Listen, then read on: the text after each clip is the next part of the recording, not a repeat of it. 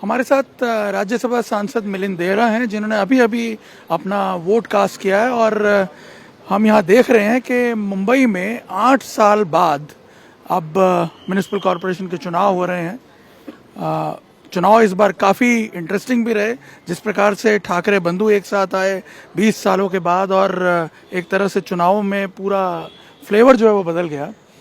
हम आपसे ये जानना चाहते हैं कि क्या ये जो फ्लेवर बदला है ये कोई इम्पैक्ट भी ला पाएगा? देखिए, फ्लेवर शायद मीडिया में के लिए बहुत इंटरेस्टिंग है। आम मतदाताओं को लोकल इश्यूज से उनकी जो परेशानी है, जो वेदना है, वो लोकल इश्यूज से जुड़े हुए। आज मुंबई महानगर पालिका देश का सबसे बड़ा महानगर पालिका है, अमीर महानगर पालिका, एक प्रकार से एशिया का सबसे अमीर महानगर पालिका है। और पिछले 25 वर्षों में जिस प्रकार से दो परिवार ने मुंबई महानगर पालिका को लूटा है, एक एटीएम के रूप में इसका इस्तेमाल किया है, इसी को ध्यान में रखते हुए मुझे यकीन है कि लोग बाहर उतरकर वोट करेंगे। लोग चाहते हैं, आम मतदाता चाहती है कि मुंबई महानगर पालिका को हमें अधिक जवाबदेह बनाना चाहिए, अकाउंटेबल बनाना चाहिए।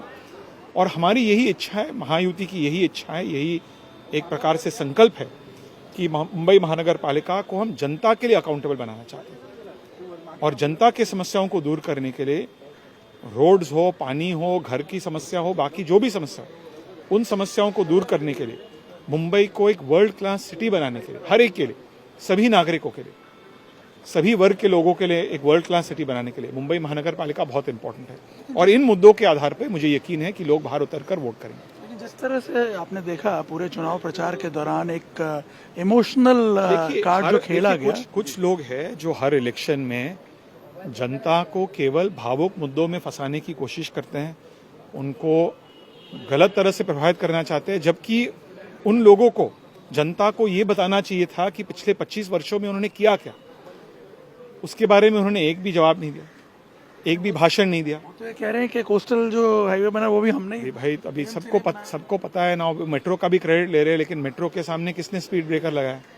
जनता जानती है, जनता को इसके बारे में सब कुछ उनको जानकारी है। तो इसलिए मुझे यकीन है कि आज लोग बाहर उतरकर वोट दे रहे हैं, बदलाव के हित में वोट दे रहे हैं। और कल बहुत ही क्लियरली महायुति को एक बहुत ही मजबूत मैंडेट दिया जाएगा, इस पर मुझे पूरा यकीन है। आप कह रहे हैं बदलाव के हित में वोट दे रहे हैं, लेकिन जिस प्रकार का टेम्परामेंट अभी तक हम देख रहे हैं, बहुत कम वोटिंग। हो सकता है कि इस बूथ में थोड़ा अलग माहौल है, लेकिन जनरली बहुत अच्छा माहौल है। लोग बाहर उतरकर वोट दे रहे हैं। लेकिन इस बात पर मैं सहमत हूं कि कभी कभी हमें जब लोकल इश्यूज को ठीक करना है, लोकल इश्यूज को सुधारना है, तो हम सभी मतदाता सोचते हैं कि लोकसभा चुनाव बेस्ट चुनाव है। ये गलत है। यदि आपको लोकल इश्यूज से आपको वेदना है, आपकी रोड को आप सुधारना चाहते हैं, आपके पानी की समस्या है, तो कॉरपोरेशन चुनाव में आपको बाहर उतरकर वोट देना चाहिए।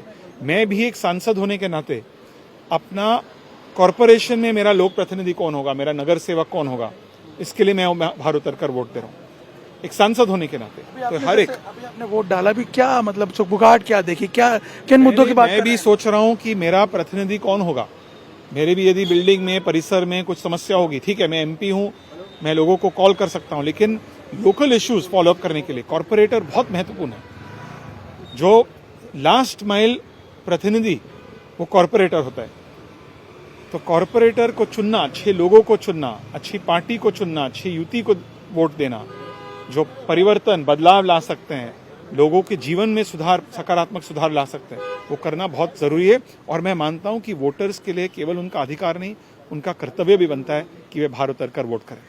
एक आखिरी सवाल, इसी मराठी नॉन मराठी जो एक पूरा मुद्दा चलाया गया है इलेक्शन में, उसको लेकर के जो सर्वेस भी आए उनमें भी देखने को मिला है कि कंसोलिडेशन तो मैं फिर से रिपीट कर रहा हूं, कल तक बहुत पिक्चर पूरा क्लियर हो जाएगा।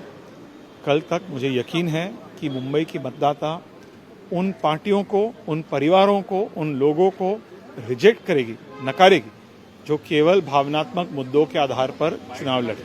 बहुत बहुत धन्यवाद।